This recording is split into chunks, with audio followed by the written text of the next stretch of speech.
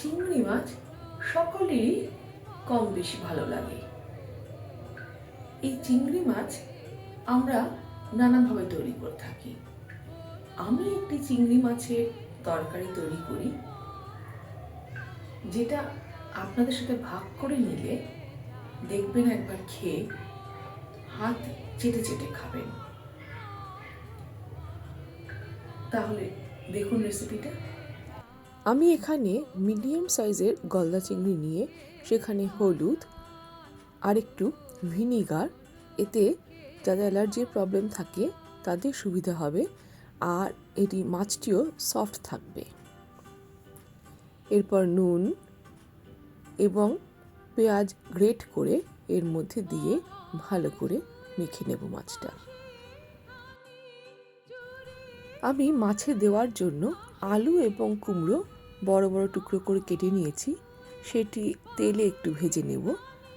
তার মধ্যে একটু নুন ছড়িয়ে অল্প ভেজে নেব। এখন দেখুন অল্প ভাজা হয়ে গিয়েছে। এবার এটিকে তেল থেকে সরিয়ে অন্য পাত্রে রেখে দেব।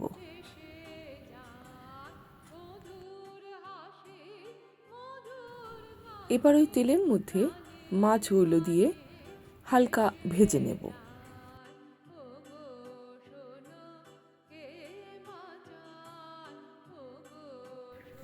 একদিক হালকা ভাজা হলে আবার ফ্লিপ করে আবার পাটটাও ভেজে নেব।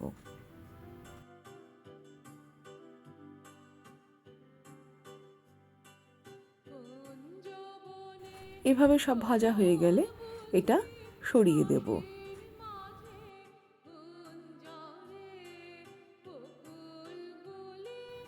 এরপর ওই তেলের মধ্যেই পেঁয়াজ গ্রেট করে ভালো করে নাড়াচাড়া করে নেব। এটা এই তেলের মধ্যে দিলে গন্ধটা ভালো আসবে ঝোলে, সেই জন্য আমি দিলাম। এরপর আস্ত রসুন সেটিকে তেলের মধ্যে দিয়ে দেব কয়েক কোয়া। তারপর আদা গ্রেট করে সেটিও এই তেলের মধ্যে দিয়ে ভালো করে নাড়াচাড়া করে নেব। একটু পরে এগুলো সমস্ত তুলে নেব তেল থেকে।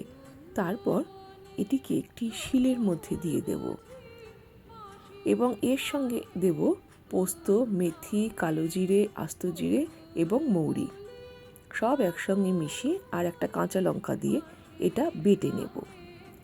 দেখুন এভাবে প্লেন করে বেটে